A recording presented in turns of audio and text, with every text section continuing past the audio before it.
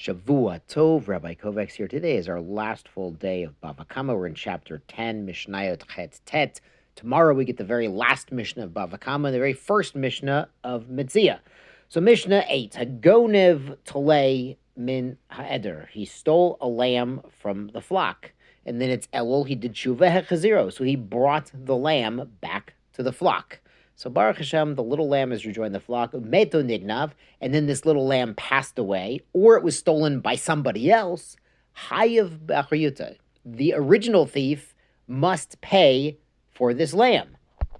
Now, why is this? The Mishnah explains, lo yadu habaylim, the owners, the shepherds, they don't know, lo b'gneva, they didn't realize the lamb was missing, and they don't know it's been returned. So they don't know if this lamb has suffered some trauma or caught a cold, and also, a lamb that's been away from the flock is more likely to wander away another time. Once he's seen the world and tasted the freedom, maybe he went to Vegas or something. So this lamb sort of has a penchant for leaving, and it's easier for him to get damaged or killed or stolen. So if they don't have the knowledge that this lamb might need special protection, special attention, and maybe some therapy to cope with the being stolen issue, then they're not going to be able to take proper care of it unless the original thief informs them.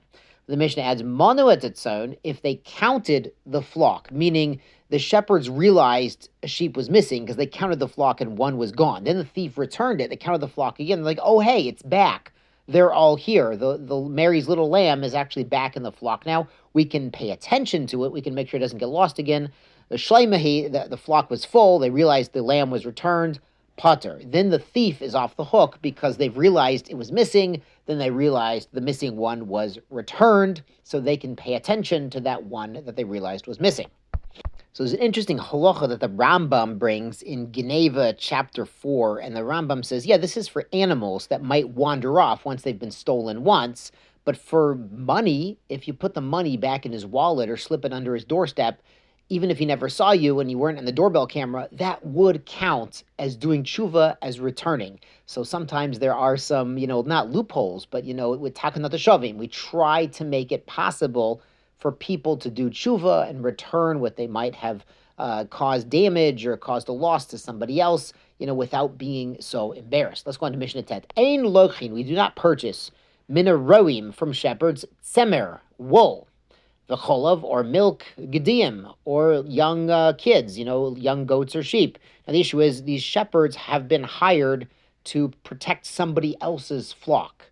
So these items probably don't belong to them. They probably really belong to the owner of the animals that they are shepherding. They might have stolen them. And people who are hired to watch an orchard, we don't buy fruits from them or, kindling or firewood from them because, again, they might have stolen it. So if some guy works at Home Depot and he starts to, give you a good deal on nails or 2x4s or something, you should be suspicious of that. That's this Mishnah. Aval, but you can, lochin min anoshim, you can buy from women, and not just women, really from anyone, klit semer, woolen garments. They've actually been made into garments. They're not just raw wool. Be Yehuda, in the area of Yehuda, where there was a lot of wool, and they were making a lot of woolen garments.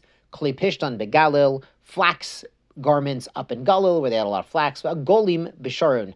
In the Sharon region, you could even buy calves. They were common there. Now, the idea here is that a woman might, in theory, want to make some money on the side, so she might sell something that actually belongs to her husband without his permission and then pocket the money for herself. So in these regions, women were typically involved in these practices, and their husbands knew about it. Or, as we mentioned in Masechet Ketuvot, a husband and a wife could choose not to enjoy the takana, the enactment of Chazal, that a wife's earnings go to the husband's bank account, and the husband pays for everything that she needs.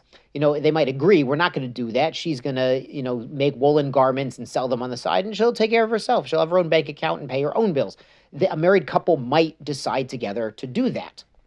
So if that's the case, there's no problem. Or if it's the typical case where the wife is enjoying the enactment our sages made, that the husband has to literally take care of her food, shelter, clothing, everything she needs, and she is selling things to support the family, to add to the bottom line of the family. And it was normal in these places for women to be involved in these occupations. So then, of course, there's no suspicion, no chashad that she is selling it unlawfully to pocket the money. V'chulan, and in any case, she'amru lahatmin, if the seller tells you, to hide it, to put it under your coat and don't let anyone see, usser. Then there is a real suspicion that they've stolen this from someone and don't really have authority to sell this item. You can't buy it from them. That would encourage them to steal more. Velochin beitzim v'tardagolim mekom makom, and you can buy eggs and chickens anywhere. So all over Eretz Israel, they were, raising eggs and chickens, and they were very common and inexpensive, and it's not really likely they were stolen because everyone had a chicken coop around the corner. And we did mention in Yerushalayim, the enactment was not to have chickens because they were pecking around with shrotzim and tuma, and they would get the karbanot tameh. So we're looking forward to a day when there's no more chickens inside Yerushalayim, but chickens are very easy to get outside of Yerushalayim. Tizkulis mitzvot, Shavua Tov.